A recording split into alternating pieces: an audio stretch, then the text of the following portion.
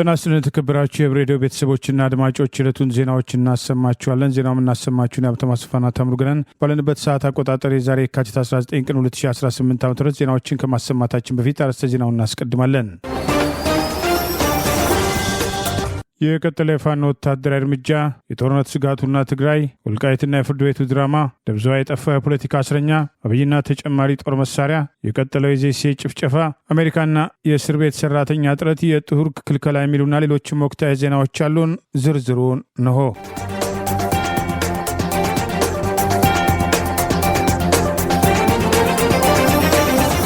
አገዛዙ በደልጊ በበለሳ እንደፈጸመው የራሱን አድማ ብተናና ሚሊሻዎችን በድሮን መጨፍጨፉ ተገለጸ። በአገዛዙ ካድሬ ላይ እርምጃ የወሰደችው ወጣት መሳሪያውን ማርካ ፋኖን ተቀላቀለች። በአማራ ሕዝብ ላይ ጦርነት የከፈተው የአብይ አህመድ አገዛዝ በከባድ መሳሪያና በድሮን ሰላማዊ ሰዎችን፣ መኖሪያ መንደሮችን ጭምር የጥቃት ኢላማ በማድረግ ህዝባቸውን ክደው ካገዛዙ ጎን የተሰለፉ የሚሊሻና አድማ ብተናዎችንም ከዚህ ቀደም በበለሳ በሰነዘረው ጥቃት ከ100 በላይ ሚሊሻና አድማ ብተናዎች እንደገደለ ሁሉ በደልጊም አዲስ የድሮን ጥቃት ሰንዝሮ የተሰበሰቡ በአንድ አድማ ብተናና ሚሊሻዎች መደምሰሳቸው ታውቋል። የፋኖን የምረት ጥሪ ወደ ጎን በማድረግ ከአገዛዙ ጎን ተሰልፈው ስርዓቱን ለማዳን ሲንቀሳቀሱ የነበሩ እነዚሁ የጠላት መሳሪያ በአንድ አድማ ብተናና ሚሊሻዎች ደልጊ ላይ በተቀነባበረ ሴራ አገዛዙ የድሮን ጥቃት ኢላማ እንዲያደርጋቸው መደረጉን ከአካባቢ የወጣው ተጨማሪ መረጃ ይገልጻል። በአማራ ሚሊሻዎችና አድማ ብተናዎች ላይ በተደጋጋሚ በሚደረግባቸው ክህደት ብዙ ሚሊሻዎች መሞታቸውን ያስታወሰው መረጃ ሚሊሻዎች፣ ፖሊሶችና አድማ ብተናዎች ከህዝባቸው ተቃራኒ ከመሰለፍ ይልቅ የበደሉትን ህዝብ ለመካስ ቢያንስ ለቤተሰቦቻቸው በህይወት ለመትረፍ የፋኖን የምረት አዋጅ ተከትሎ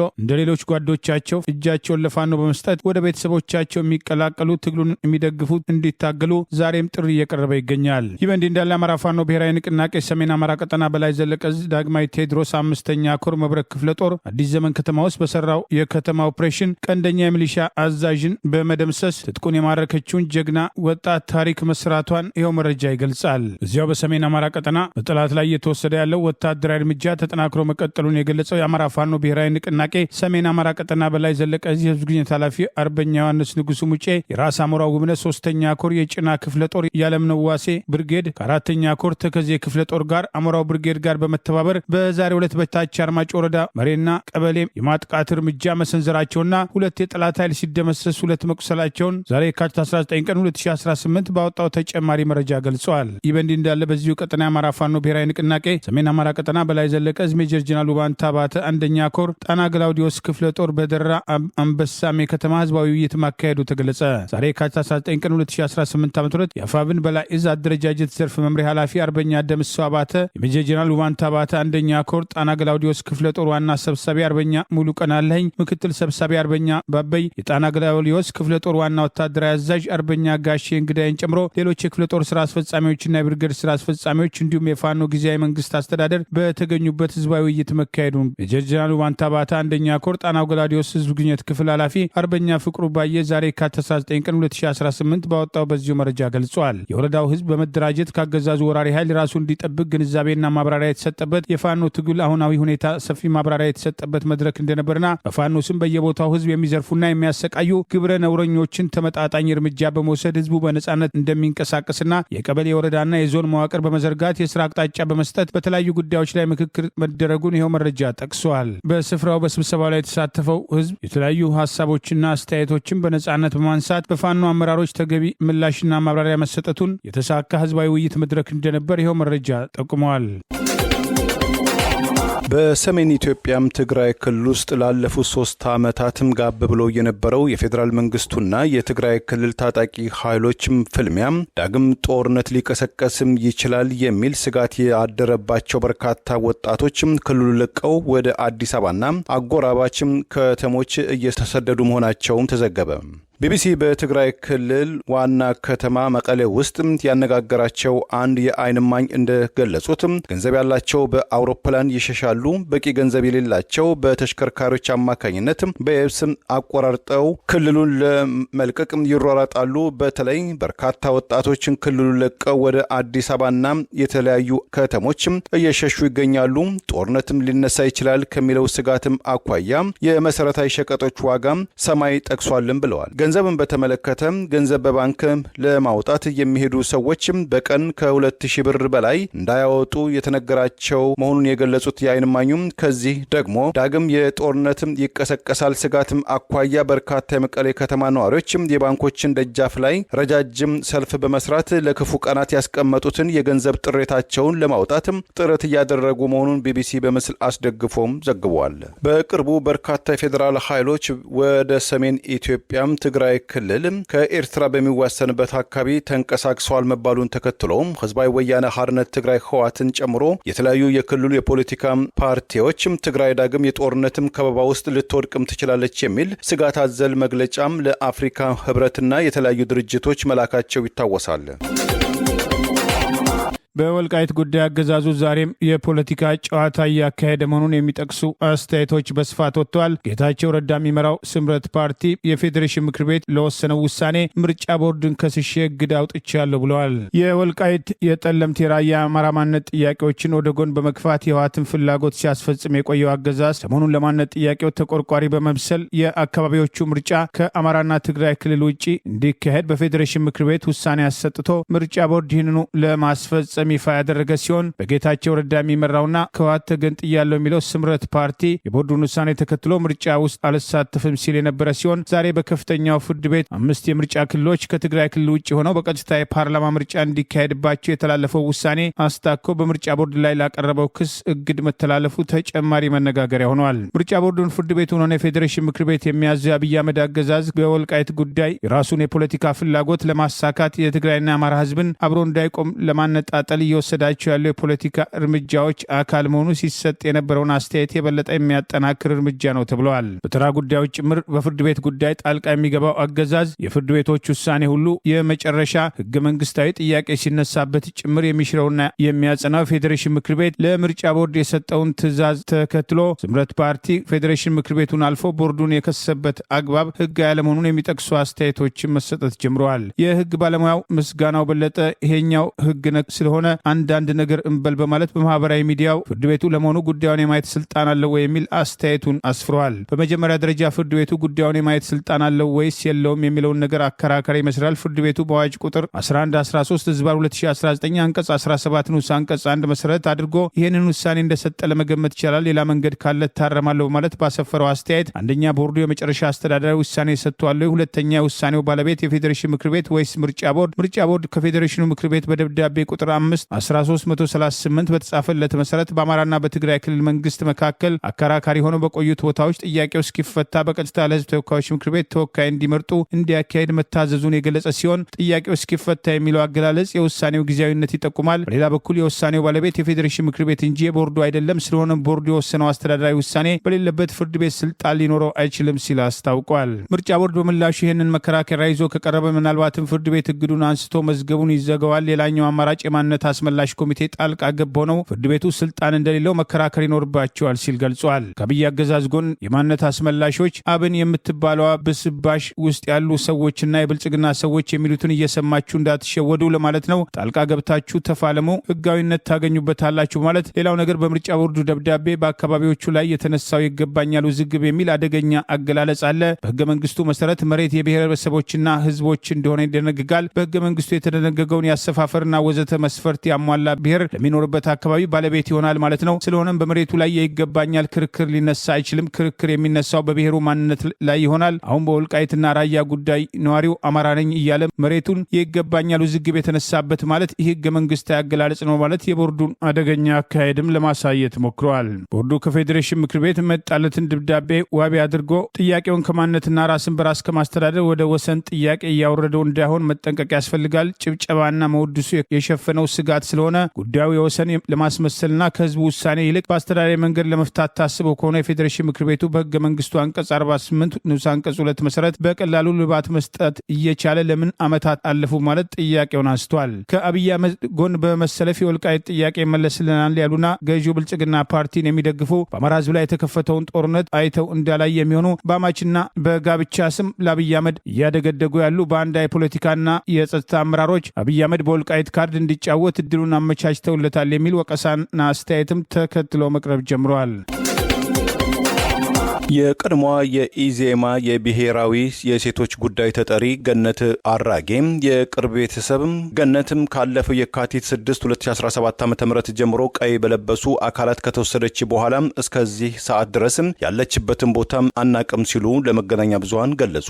ለአዲስ ስታንዳርድም ስጋታቸውን የገለጹት የገነት ቤተሰብ ገነትም አራጌም በወቅቱ 6 ኪሎ አካባቢ በሚገኘው የጓደኛዋ መኖሪያ ቤት እንደነበረች ገነትም አራጌ መወሰዷን እዛው አካባቢ ከነበሩ ልጆች በስልክም ተደውሎላቸው እንደሰሙ የገለጹ ሲሆን ከተወሰደችም በኋላ ድጋሚ ይዘዋት መተው አልጋ ልብስም ይዛ መሄዷን ነግረውኛል ሲሉም ተናግረዋል። የትኛው ፌዴራል ይሁኑ አይሁኑ አላውቅም፣ ግን ቀይ ለባሽ ናቸው ያሉትም እኚሁ እማኝ የገነት አራጌ የቅርብ ቤተሰብ አክለውም ልጆቹም እኮ በትክክለኛ ነገር መናገር አልፈለጉም፣ መያዟን ብቻ ነው እንጂ እንድናውቅም ያደረጉን፣ ስልካቸውንም ዘጉብን፣ የት እንዳሉም ራሱም አናውቅም፣ ሄጄ በትክክለኛው እንዳልጠይቃቸው ቤቱም ምን እንደሆነ አላውቅም፣ እነዛም ልጆች ደግሞ እኛም እዚህ አካባቢ የነበርነን ልነግሮት ነው እንጂ ምንም የምናውቀው ነገር የለም ብለውኛልም ብለዋል።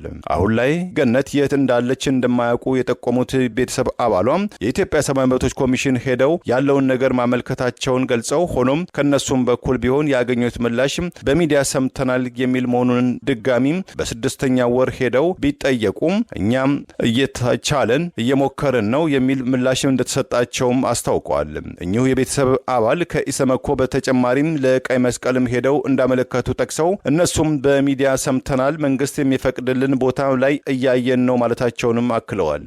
ዓመት አለፉትም ያኔ በወቅቱም ክስ ላይ አልነበረችም። በፊትም 3 ወር ታስራ ነው የተፈታቸው። በ2016 ዓ.ም እስከ ሐምሌ ድረስ እስር ላይ ነበረችም። ከዛም ተፈታ ወደ ቤተሰብም ጋር ሄዳለች። እናቷም ለማየትም እዛም ቆይታ ንግድ ላይ ስለነበረችም አንዳንድ እንቅስቃሴዋንም ለማድረግ ወደ ባህር ዳር ለመሄድ ወደ ደሴ ከመጣችም በኋላ ወደዛው ማለፍ አልቻለችም። ያለው ነገርም ጥሩ አልነበረም ያሉትም እማኙ፣ ስለዚህ ልጆቹም አሁን ወደዛም ከምትሄድ ለምን ወደ አዲስ አበባ አትመጭም ብለው ጓደኞቿ ናቸው ያስመጧትም ብለዋል። አስተምሬ ያስጨረስኳት እኔ ነኝ። አዲስ አበባ ዩኒቨርሲቲ ነው የጨረሰችው። የመጀመሪያ የያዟትም እኔ ጋር እያለች ነበር ያሉት የቅርብ ቤተሰብ ያኔ ኢዜማ ውስጥ የነበሩ ልጆችን የሰበሰቡት ጊዜ ነበር። እሷም የተወሰደችው ከነሱ ጋር ነበርም ብለዋል። ለጥቅምት 3 ቀጠሮ ላይ ሆና እዛ ሄዳች፣ መመለስም አጣችም። እዚያም ጠበቃዋ ያለው ነገርም ትክክል ነበረም። እሷም ወደዚያ መምጣትም ስላልቻለች ነውም ያሉት እማኙ የገዛችው እህል ባህር ዳር አለም የራሷንም ነገር ጀምራ ነበር። በዛ መሃል ነው በቃም እንደዚህ ከምትሆኝም ወደዚህ ወደ አዲስ አበባ ሲሏት የመጣችው ያሉት የቅርብ ቤተሰብ አያይዘውም ከመጣችም በኋላም ደውላ እንዴት ናችሁ አንድ ቀን ብቅላለሁ አለችን። እኔ ጋርም ሆናም ብትያዝልኝ ለኔ ጥሩ ነበረም፣ ለሁሉም ነገር በትክክለኛው ነገር እንደሆነ ለማወቅም ሲሉ ጠቁመዋል። የአገዛዙ ሰራዊት መናዱን ተከትሏል። 6 የአድማ ብተና አባላት የፋኖ ምረት አዋጅን በመጠቀም ከነሙሉ ትጥቃቸው ስቴደንሳ ብርጌድን ተቀላቀሉ። ቴዎድሮስ ዕዝ በጠላት ላይ ሰነዝረውን ድንገተኛ ጥቃት ተከትሎ ድል መቀዳጀቱን አስታወቀ። የአማራ ፋኖ ብሔራዊ ንቅናቄ ሰሜን አማራ ቀጠና በላይ ዘለቀ ዕዝ በሜጀር ጄኔራል ባንታ ባተ ኮር ስር የሚገኘው ስቴደንሳ ብርጌድ በዛሬው ዕለት 6 የአገዛዙ ስልጣን አስጠባቂ አድማ ብተና አባላት ከነሙሉ ትጥቃቸው የፋኖን የምረት አዋጅ ተቀብለው መቀላቀላቸውን ዛሬ የካቲት 19 ቀን 2018 ይፋ ባደረገው መረጃ ገልጿል። በተለያዩ ቀጠናዎችም በተመሳሳይ የፋኖን የምረት አዋጅ በመጠቀም የአገዛዙ አድማ ብተና ፖሊስ፣ የሚሊሻ አባላትና ለአገዛዙ ስልጣን አስጠባቂ ጦር ያደሩ ጭምር ፋኖን ከነትጥቃቸው እየተቀላቀሉ ሲሆን አገዛዙ በተቃራኒው በተለያዩ አካባቢዎች የግዳጅ አፈሳ አጠናክሮ መቀጠሉ ታውቋል። ይህ በእንዲህ እንዳለ የአማራ ፋኖ ብሔራዊ ንቅናቄ ምዕራብ አማራ ቀጠና ቴዎድሮስ ዕዝ 109ኛ ኮር 99ኛ ክፍለ ጦር በትላንትናው ዕለት ከደጋ ዳሞት ወደ ፈረስ ቤት ከተማ ወደ አረፋ ደብተራ ለመንቀሳቀስ ሙከራ ባደረገው የአብይ አገዛዝ ስልጣን አስጠባቂ ወራሪ ሰራዊት ላይ ሻለቃ 4 የፋኖ አባላት ሰላም አምባ በተባለ ቦታ ላይ ድንገተኛ ጥቃት በመሰንዘር ጠላት ላይ ከፍተኛ ሰብአዊና ቁሳዊ ኪሳራ ማድረሳቸውን ቴዎድሮስ ዕዝ 109ኛ ኮር ህዝብ ግንኙነት ዛሬ የካቲት 19 ቀን 2018 ይፋ ባደረገው መረጃ ገልጿል። ከቀኑ 10 ሰዓት እስከ ምሽት 12 ሰዓት በቆየው አውደ ውጊያ በርካታ የጠላት ኃይል ሙትና ቁስለኛ በማድረግ የቀረ ጥቂት ኃይሉን ይዞ ወደ ደጋ ዳሞት ከተማ መልሶ ለመፈርጠጥ መገደዱን የቴዎድሮስ ዕዝ 109ኛ ኮር 99ኛ ክፍለ ጦር ህዝብ ግንኙነት ባወጣው በዚሁ መረጃ አስታውቋል። ይህ በእንዲህ እንዳለ በትላንት በትላንትናው ዕለት ለአማራ ህዝብ ስትል ራሷን በመሰዋት ከፍተኛ ታሪክ በመስራት እጄን ለጠላት አልሰጥም ያለችውን አርበኝት ዘመናዊ ደጉ የአማራ ህዝብ የህልውና ተጋድሎ ተተርኮ የማያልቅ ገድልና ጀግነት የተፈጸመበት መሆኑን በድጋሚ ያስመሰከረች መሆኗን የአማራ ፋኖ ብሔራዊ ንቅናቄ የህዝብ ግንኙነት ኃላፊ አርበኛ አስረስ ማረዳምጤ አስታውቋል። የካቲት 7 ቀን 2018 ዓ.ም አዲስ ቅዳም አቅራቢያ ሰንቡ ግሸን ተራራ ላይ ከጓዶቿ ጋር በጠላት የተከበበችው አርበኝት ዘመናዊ ደጉ ለአስጨራሽ ፍልሚያ በማድረግ ጥይቷ ሲያልቅ የመጨረሻዋን ጥይት ወደ ራሷ ተኩሳ ራሷን በክብር ሰውታለች ማለት አስታውሶ ራሷን በጀግነት የሰዋችው ድንቅ አማራዊት አርበኝት ዘመናዊ ደጉ የ105ኛ ኮር 44ኛ ክፍለ ጦር አርበኛ መሆኗን አስታውሶ ወደ እሷ ከመተኮሷ በፊት ሚጣተይ ራስሽን አታጥፊ ብትማረክ ይሻላል የሚሉ ድምጾች ወደ ጆሮዋ ቢመጡም በጠላት ከመማረክ ይልቅ በራሷ እጅ ሰማዕት የመሆንን ክብር አስቀድማለች። ትውልዱ የአርበኛዋና መሰሎችን ዕዳ እንዳለበትም ገልጸዋል። ብዙዎች በተራ ነገር ትግሉን በሚሸጡበት ሁኔታ ውስጥ ዓላማቸውን ከህይወታቸው ያስቀደሙ ጀግኖች በሚከፍሉት መስዋዕትነት የአማራ ህዝብ ተጋድሎ ግቡን ይመታል በማለት አስተያየቱን አስፍሯል። ትላንት የአርበኛዋን በክብር መሰዋዕት ጠቅሰን መዘገባችን አይዘነጋም። የአገሪቱን ሀብት በጦርነት እያባከነ የሚገኘው አገዛዝ ጠቅላይ ሚኒስትር አብይ አህመድ ዛሬ በአዘርባይጃን ያደረጉት ጉብኝት ተጨማሪ የጦር መሳሪያ የመሰብሰብ እቅድ አካል መሆኑን የሚጠቅሱ መረጃዎች ወጥተዋል። በኢትዮጵያ እርስ በርስ ጦርነት በማስነሳት በተለይም በአማራ ህዝብ ላይ የተከፈተውን ጦርነት ተከትሎ ዛሬም ሰላማዊ ሰዎችን በድሮና በከባድ መሳሪያ ጥቃት ኢላማ የሚያደርገው አገዛዝ ቁንጮ ጠቅላይ ሚኒስትር አብይ አህመድ ዛሬ በአዘርባይጃን የሚያደርጉት ጉብኝት ዋና ዓላማ ከአገሪቱ ተጨማሪ የጦር መሳሪያ ለመሰብሰብ በተለይም በርከት ያሉ ድሮኖችና የድሮን ተተኳሾችን ለመግዛት ያለመ መሆኑን የሚጠቅሱ መረጃዎች ይፋ ወጥተዋል። በአገሪቱ የተራዘመው የእርስ በርስ ጦርነት ኢኮኖሚውን እያንገዳገደ ባለበትና ብዙሃኑ ህዝብ በልቶ ማደር ቅንጦት እየሆነበት መምጣቱን በተለያዩ የግብር ጫናዎችና የተለያዩ ክፍያ ጭማሪዎች እየተማረረ የሚገኘው ህዝብ ከዛሬ ነገ ጦርነቱ ይቆማል የሚል ቢሆንም አገዛዙ በጦርነት እቅዱ ለመቀጠል ቆርጦ እየተንቀሳቀሰ መሆኑን የዛሬው ጉብኝት ጭምር ያሳያል ተብለዋል። አብይ አህመድ ከቱርክ ከኢራንና ከሩሲያ የተለያዩ ድሮኖችን የድሮን ተተኳሾችን በእርዳታና በብድር እየሰበሰበ ሲሆን ዛሬም ለጦር መሳሪያ ግዢ ሰፊ ትኩረት መስጠቱን የአዘርባይጃን ጉብኝቱ ዋና ዓላማ ተጨማሪ ጦር መሳሪያ በመሰብሰብ በአገር ቤት የከፈተውን የእርስ በርስ ጦርነት ለማስቀጠልና ከኤርትራ ጋር የአረብ ኤሚሬት አጀንዳን ለማስፈጸም አሰብን ተገን በማድረግ ለሚከፍተው ጦርነትና ህወሓትን አንበረካለሁ በሚል ለተጀመረው አዲስ እቅድ ጠቅላይ ሚኒስትሩ ይህንን ተግባራዊ ለማድረግ የሚያደርጉት እንቅስቃሴ አካል በመሆኑ አገዛዙ እስካለ ድረስ የህዝቡ መከራ ከዚህም በላይ ሊቀጥል እንደሚችል ግልጽ ማሳያ መሆኑን ጉብኝቱን ተከትሎ የሚወጡ አስተያየቶች ገልጸዋል። የአገዛዙ ወታደራዊ አዛዦች ከዚህ ቀደም አደረግነው ያሉትን ወታደራዊ ግምገማ ተከትለው በኤርትራ በኩል ያለው ወታደራዊ አቅም አነስተኛ ነው የሚል ድምዳሜ ላይ ደርሰው የነበሩ ቢሆንም ከቅርብ ጊዜ ወዲህ የሚወጡ መረጃዎች በተለይም አገዛዙ ከአዘርባይጃን እየገዛ የሚያመጣቸው ጦር መሳሪያዎች መካከል በርከት ያለ የነፍስ ወከፍ መሳሪያና ተተኳሽ በኤርትራ መንግስት ቁጥጥር ስር ጭምር በቀይ ባህር በሌላ ሸቀጥ ሽፋን ሊያልፍ ሲል መያዙን ተከትሎ ከአገሪቱ ጋር ተጨማሪ ስምምነት በማድረግ ተጨማሪ የጦር መሳሪያ በመግዛት ጠቅላይ ሚኒስትሩ ስልጣናቸውን ለማስቀጠል እየተንቀሳቀሱ ቢሆንም በአገሪቱ ያለው ተጨባጭ ሁኔታ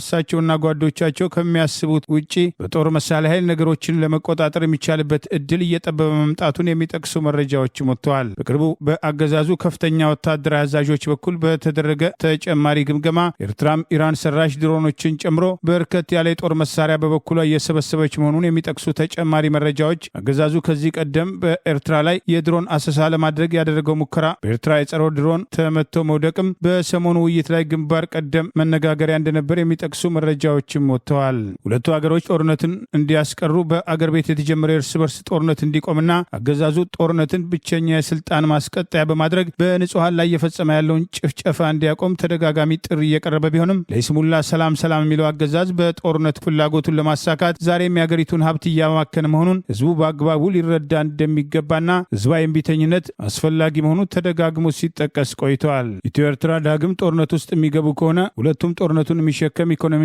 ባይኖራቸውም ህዝቡ በኢኮኖሚ ድቀት ብቻ ሳይሆን በህይወቱ ዋጋ የሚከፍል ቢሆንም ከሁለቱ አገራት ጀርባ በዋናነት አረብ ኤሚሬትና ሳውዲ አረቢያ ጨምሮ የተለያዩ አገሮች በመሰለፍ በሱዳን የእርስ በርስ ጦርነት የታየው አይነት ተጨማሪ ውድመትና ድቀት በሁለቱ አገሮች ላይ ሊደርስ እንደሚችል ከወዲሁ በማስጠንቀቅ የሰላም አማራጭ እንዲከተልና በአገር ቤት አገዛዙ በአማራ ህዝብ ላይ ያወጀውም ጦርነት እንዲቆም ተደጋጋሚ ጥሪ የቀረበ ይገኛል።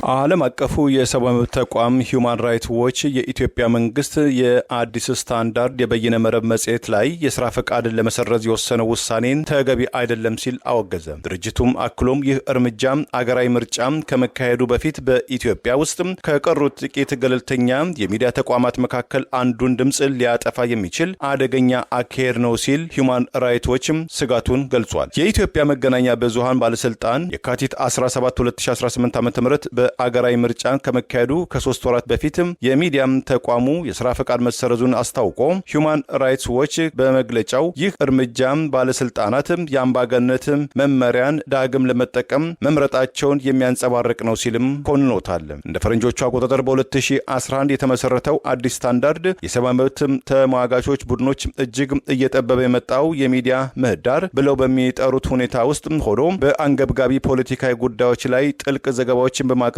የሚታወቅ ግንባር ቀደም ገለልተኛ ድምጽ ነው ያለው ሂውማን ራይትስ ዎች የሚዲያም ተቋሙም ሆነም ሰራተኞቹ ባለፉት ዓመታት ተደጋጋሚ ጫናዎችም ሲደርስባቸው እንደቆየም አውስቷል። እንደ ተቋሙ ገለጻም ባለስልጣናት እንደ ፈረንጆቹ አቆጣጠር በህዳር 2020 ከመጽሔቱ አዘጋጆች አንዱን በቁጥጥር ስር ያዋሉ ሲሆን በትግራዩ በትጥቅ የታገዘም ግጭት ወቅትም መጽሔቱ ለጥቂት ጊዜም ታግዶ እንደነበረ እንዲሁም በሚያዝያ 2017 ዓ.ም በቢሮው ላይ ወረራ በመካሄድ 3 የስራ ባልደረቦቹን በቁጥጥር ስር እንደዋሉም አውስቷል። የኢትዮጵያ መገናኛ ብዙሃን ባለስልጣን የፍቃድ ስረዛውን ባሳወቀበት መግለጫው አዲስ ስታንዳርድ የኢትዮጵያ ህጎችንና የጋዜጠኝነት ስነ ምግባርን የሚጥሱ እንዲሁም ብሔራዊ ጥቅምን አደጋ ላይ የሚጥሉ ዘገባዎችን በተደጋጋሚ ሲያሰራጭም ቆይቷል ሲል ከሷል።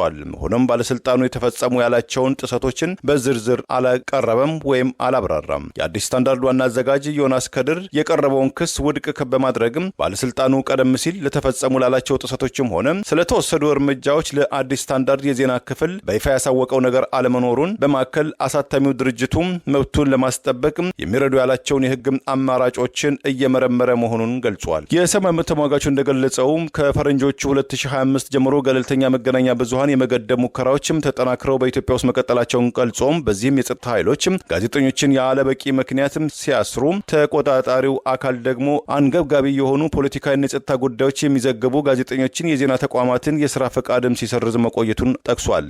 ለአብነትም ያህል ባለፈው ታህሳስ ወር ባለስልጣናት ግጭት ባለባቸው የአማራና የትግራይ ክልሎችም ዘገባዎችን ሲያቀርቡ የነበሩ 2 የጀርመን ራዲዮ ጋዜጠኞችም ለዘለቄታው ከስራ መታገዳቸውን በምሳሌነትም አጣቅሷል።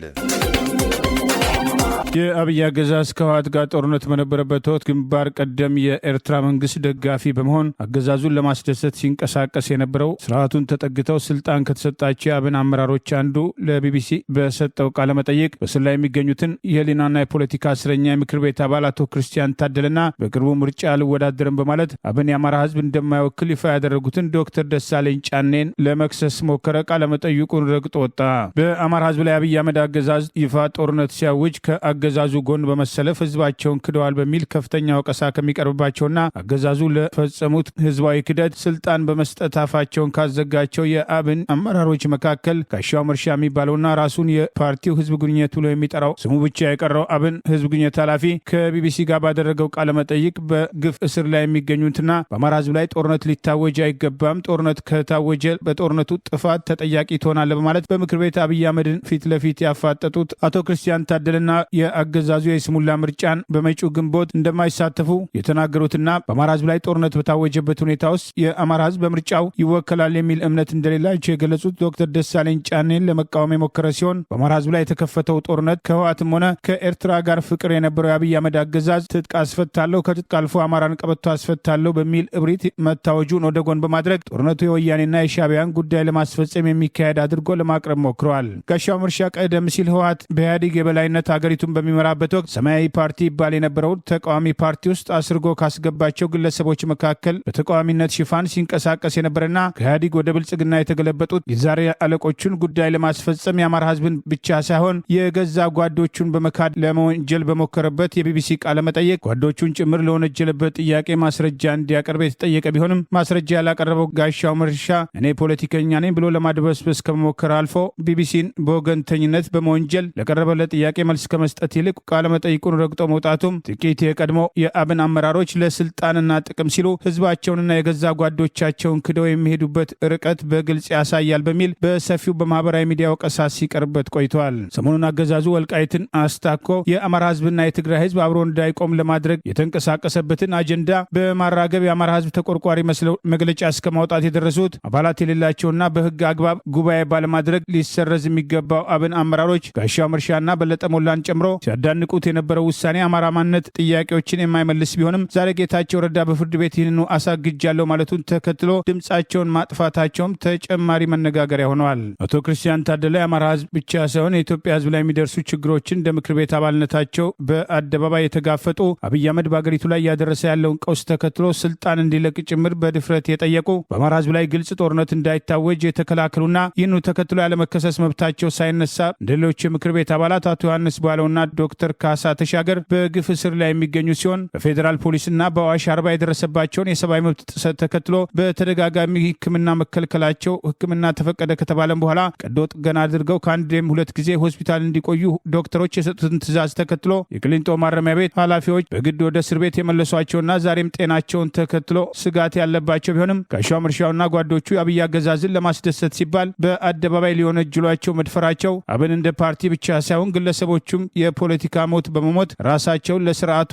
በባንዳነት አሳልፈው በመስጠት በአማራ ህዝብ ላይ ታሪክ ይቅር የማይለው ወንጀል መፈጸማቸውን በማህበራዊ ሚዲያ የሰላ ትችት አስከትሎባቸዋል። በደቡብ ኢትዮጵያ ክልል ጋሞ ዞን ዘይሴ ብሔረሰብ ላይ እየተፈጸመ ያለው ጥቃት ተጠናክሮ ቀጥሏል። ቤተክርስቲያን ጭምር የጥቃት ሰለባ መሆኗን የሚጠቅሱ መረጃዎች ወጥተዋል። በደቡብ ኢትዮጵያ ክልል በጋሞ ዞን አርባ ምንጭ ዙሪያ ወረዳ በሚገኙ የዘይሴ ብሔረሰብ አባላት ላይ በታጠቁ የመንግስት ጸጥታ ኃይሎችና መደበኛ ባልሆኑ ቡድኖች በጥላቻ የተቀናጀ ጅምላ ጭፍጨፋ፣ ዘረፋና ማፈናቀሉ ተጠናክሮ የቀጠለ ሲሆን ባለፈው ሳምንት ከተፈጸመው ጥቃት በተጨማሪ የካቲት 16 ቀን 2018 ጀምሮ በኦቶራ ማዘዣና አጎሌ ቀበሌዎች የደቡብ ክልል ልዩ ኃይልና የጋሞ ዞን ፖሊሶች በከፈቱት ጥቃት በርካታ ሰላማዊ ሰዎች ሲገደሉ ቤተክርስቲያን ጭምር ማውደማቸውን ደብሊውቲ ሚዲያ መረጃዎቹን ጠቅሶ ዘግበዋል። በአካባቢው ነዋሪዎች ገለጻ ከሆነ አቅም ያላቸው ወጣቶች ሸሽተው ሲያመልጡ መሮጥ የማይችሉ አረጋውያንና አቅመ ደካሞች በጭካኔ መረሸናቸውን፣ እስካሁን ባለው መረጃ 8 ወጣቶች ተሰልፈው የተረሸኑ ሲሆን የአገር ሽማግሌዎች በገጀራ አንገታቸውን መቀላቱን፣ በአጠቃላይ ከ30 በላይ ንጹሐን በከንቱ ህይወታቸው ማለፉን ይኸው መረጃ ጠቅሷል። ጥቃቱ በሰው ህይወት ላይ ብቻ ሳይወሰን የብሔረሰቡን የኢኮኖሚ መሰረት ለማውደም የታቀደ እንደሚመስልና በለማ በበካይ እና በጋለፋ በመጫ አካባቢ የሚገኙ ቤቶች ከነሙሉ ንብረታቸውና እህል ጎተራቸው በእሳት እንዲጋዩ የተደረገ ሲሆን የላጎ መካነ ኢየሱስ ቤተክርስቲያን ተሰብሮ በመግባት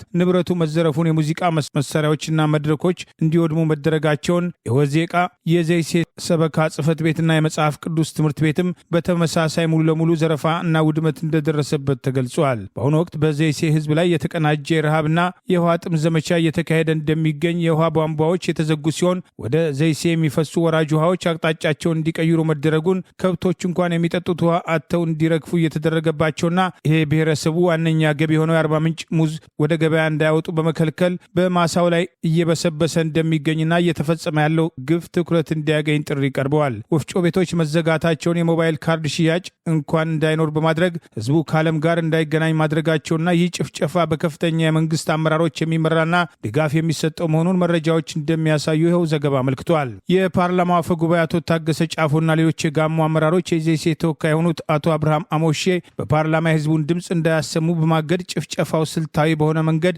እንዲቀጥል እያደረጉ መሆኑንም ይኸው መረጃ ጠቅሷል። የክልል ምክር ቤት አባል የነበሩት አቶ አማንያስ ከስራ ተባረውና ለስር ተዳርገው አሁን ለህይወታቸው በመስጋት መሰደዳቸውን ያስታወሰው መረጃ የአርባ ምንጭ ዙሪያ ወረዳ አስተዳዳሪ አቶ ዳዊት ታደሰ በዘይሴ ላይ የጀመርነውን ጭፍጨፋ ተጠናክሮ ይቀጥላል በማለት በግልጽ መዛቱን እማኞች ተናግረዋል ሲል ይኸው ዘገባ አመልክቷል። በአሁኑ ወቅት 60 የሚጠጉ ሰዎች ታፍነው የት እንደደረሱ እንደማይታወቅ፣ የዘይሴ ብሔረሰብ ሙሉ በሙሉ ተፈናቅሎ በሜዳ ላይ መውደቁን፣ ደብሊውቲ ሚዲያ ይህንን ተከታታይነት እየተፈጸመ ያለውን የተደራጀ የዘር ማጥፋት ዘመቻ በጽኑ እንደሚያወግዝ ጭምር ጠቅሶ ዓለም አቀፍ የሰብአዊ መብት ተሟጋቾችና የፌዴራል መንግስት በአስቸኳይ ጣልቃ ገብተው ይህንን የንጹሐን ደም እልቂት እንዲያስቆሙ ሲል ጥሪ አቅርበዋል። በአሜሪካ እየተካሄደ ባለው የጸረ ህገወጥ ስደተኞች ዘመቻ የተነሳም በርካታ የፌዴራል እስር ቤት አባላትም ስራቸውን ለቀው ወደ ኢሚግሬሽንና ድንበርም ጥበቃ ተቋም በእንግሊዝኛው ICE መኮብለላቸው ከፍተኛ ስጋትም አሳደረ። ፕሮፐብሊሲያም ድረገጽ ባካሄደው የምርመራ ዘገባ ከአሜሪካው ካሊፎርኒያ እስከ ፍሎሪዳ ባሉ ግዛቶች ውስጥ የሚሰሩ የፌዴራል እስር ቤቶችና የጸባይ ማረሚያ ቤት የሚገኙ አባላትም የመነሻም ወይም ተጨማሪ ገንዘብ ቦነስ ከ50,000 አሜሪካን ዶላር በላይ መጀመሩ የአይሲ አዲስ የቅጥር ታክቲክን በመማለል የቀደመ የፌዴራል የእስር ቤትም ስራቸውን በመተው ወደ አይሲ አባልነት በመሄዳቸው በአሁኑ ወቅት በፌዴራል እስር ቤቶች ውስጥ የሰራተኞች እጥረትም ተከስቷል፣ የንጽህና አያያዝም አጣቂ ደረጃ ላይ ወድቋል በማለት አራት የዲሞክራቲክ ፓርቲ የህዝብ እንደራሴዎች የፌዴራል እስር ቤቶች ቢሮ ማብራሪያ እንዲሰጣቸው ጥያቄም አቅርበዋል።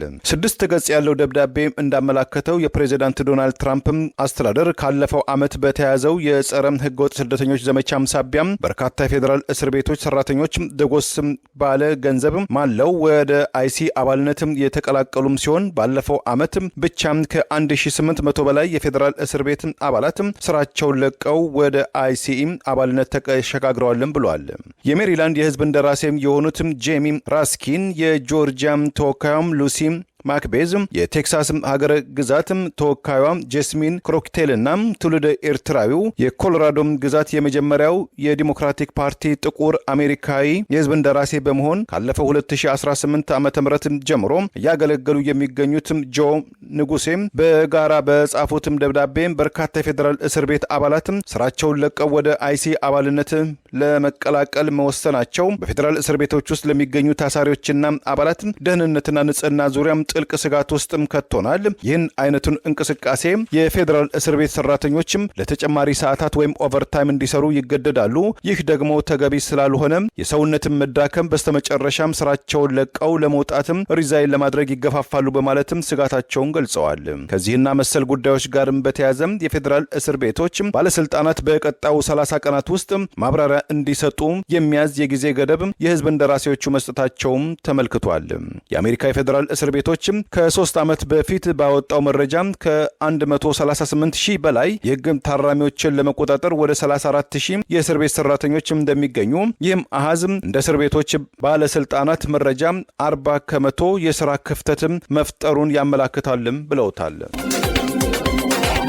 የኢህአፓ አመራሮች ሰሞኑን በክርክር መድረክ ያነሱትን አስተያየት ተከትሎ ገዢው ብልጽግና ፓርቲ ከፍተኛ ፍርሃት ላይ ወድቆ ህዝቡን ተሸብሮ እያሸበረ ነው፣ መሪዎቹ እጣቸው አሳሳቢ ሆኗል፣ የኢትዮጵያ ህዝብ ጥያቄ የሚመለሱት በተጠናከረ ትግል መሆኑን ዋና ጸሐፊዋ ገለጸች። በአገዛዙ ቁጥጥር ስር ባለው ምርጫ ቦርድ የሚካሄደው 7ኛ ሀገራዊ ምርጫ በአገሪቱ ውስጥ የእርስ በርስ ጦርነት ባለበት፣ በርካታ የህሊናና የፖለቲካ እስረኞች በታሰሩበትና ሚዲያዎች አፈና እየተካሄደ ባለበት፣ ነጻና ገለልተኛ ቀርቶ መጠነኛ ነጻነት ያለው ምርጫ ሊደረግ አይችልም በሚል ወቀሳ እየቀረበ ባለበት በዚህ ወቅት ይህንን ፈተና በመቋቋም ምርጫውን ለመወዳደር ከሚንቀሳቀሱ መካከል የኢትዮጵያ ህዝብ አብዮታዊ ፓርቲ ኢህአፓ ወኪሎች ሰሞኑን ከገዢው ብልጽግና ፓርቲና ከገዢው ብልጽግና ፓርቲ ተለጣፊ ኢዜማ አመራሮች ጋር ያደረጉትን የመድረክ ክርክር ተከትሎ ገዢው ፓርቲ ኢህአፓን በጠላትነት መፈረጅ ከፍተኛ ቅስቀሳ መጀመሩ ታውቋል። ብልጽግና ፓርቲ እስከ ታችኛው መዋቅር ድረስ ኢህአፓ ፋሺስት ነው፣ ኢህአፓ አሸባሪ ነው፣ ኢህአፓ ጨፍጫፊ ነው የሚሉ ገለጻዎችን በካድሬዎቹ በኩል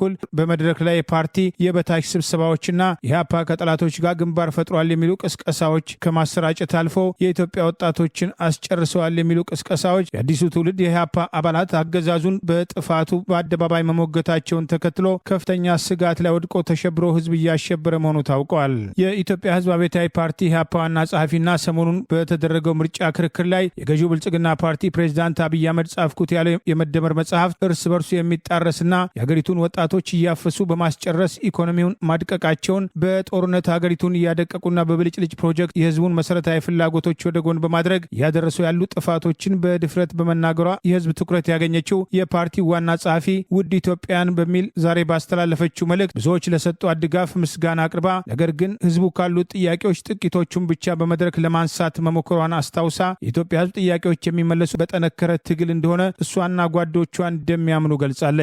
እኔም ሆንኩ ፓርቲ ትላንት ትላንትም ከህዝብ ጎን መቆማችን በተግባር እንዳሳየነው ሁሉ ዛሬም ሆነ ነገ ከዚህ መንገድ በፍጹም አንወጣም። እኔና ፓርቲ የኢትዮጵያ ህዝብ ብዙ ጥያቄዎች እንዳሉት እንረዳለን። እነዚህን እንደ ዜጋ የኔም እንደ ፓርቲም የጋራችን የሆኑትን ጥያቄዎች ባገኘነው እድል ሁሉ ለማንሳትና ለመሞገት እንደምንቀሳቀስ እናረጋግጠላችኋለን በማለት በማህበራዊ ገጿ በህዝቡ በኩል ለተሰጣት ድጋፍ ምስጋናዋን አቅርባለች። በዋናነት ድጋፋችሁ ትግላችን ውጤት በሚያመጣበት አግባብ እንዲቀጥል እየጠየቁ ላሳያችሁኝ አጋርነት አመሰግናለሁ በማለት ህዝቡ ትግሉን እንዲደግፍ የበኩሏን ጥሪ አቅርባለች። አብይ አህመድ ከዚህ ቀደም ስልጣን ላይ በወጣ ማግስት በኦህዴድ ውስጥ ተፈጠረብኝ ያለውን ጫና ምክንያት ማድረግ የቀድሞ የኦሮሚያ ክልል ካቢኔ አባል የኦህዴድ አመራር አንዱ የሆነውን ዶክተር ሚልኬሳ ሚዳጋን ቤተ መንግስት ድረስ በማስጠራት በምርጫም ሆነ በትጥቅ ትግል በህዝባዊ ተቃውሞ እኔ ፊት ስልጣኔ ፊት የሚቆም ከሆነ በቢላዋ ከትፋችኋለሁ ብሎ እስከ ማስፈራራት መድረሱን መስክሮ የነበረ ሲሆን ሰሞኑን ኢህአፓ በአደባባይ ተቸኝ በሚል ከአዳማቂነት ሚና የተለየ የማይኖራቸው ፓርቲዎች እንቅስቃሴን መሰረት አድርጎ